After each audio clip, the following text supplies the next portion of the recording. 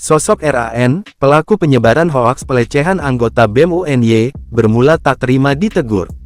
Polisi menetapkan RAN, 19 mahasiswa warga kota Yogyakarta sebagai tersangka menyebarkan berita bohong dan atau pencemaran nama baik.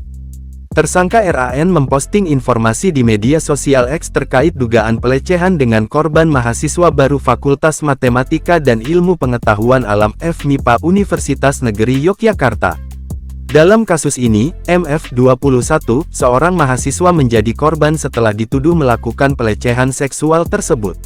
Dari keterangan yang diperoleh polisi, tersangka RAN menyebarkan berita bohong karena sakit hati. Motifnya adalah sakit hati, ya, karena pada saat itu saudara RAN ya mendaftar di salah satu komunitas di mahasiswa, dia tolak, sedangkan saudara MF ya yang diterima. Idam Mahdi menyampaikan RAN juga sakit hati karena ditegur oleh MF saat menjadi panitia festival politik FMIPA UNY.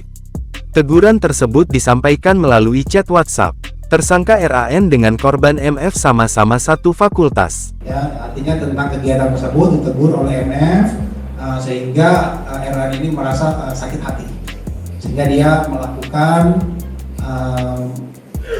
mengupload postingan-postingan tersebut. Sementara itu, Ketua BEM FMIPA UNY Doni Setiawan membenarkan jika tersangka RAN sempat mendaftar anggota BEM dan tidak diterima dengan berbagai pertimbangan.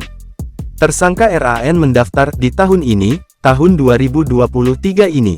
RAN tidak diterima karena ada pertimbangan hal lainnya, ujar Ketua BEM FMIPA UNY Doni Setiawan saat ditemui usai jumpa pers di Mapolda DIY. Doni Setiawan menuturkan RAN merupakan mahasiswa angkatan 2022. Tersangka RAN juga mahasiswa FMIPA UNY. Terkait dengan korban MF yang dibekukan dari BEFMIPA UNY, Doni Setiawan mengatakan setelah ada konfirmasi kebenarannya surat keputusan tersebut akan gugur. Pastinya kalau sudah ada konfirmasi kebenaran ini surat keputusan sebelumnya sudah gugur nanti akan dimunculkan surat keputusan baru, bakal tetap melanjutkan seperti biasanya pengurus BEM, ucapnya.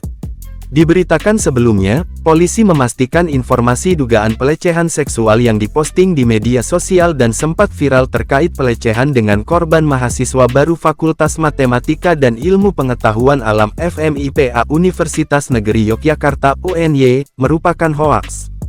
Dari kejadian tersebut, polisi menangkap dan menetapkan mahasiswa berinisial RAN, 19 warga kota Yogyakarta sebagai tersangka karena penyebaran berita bohong atau hoaks.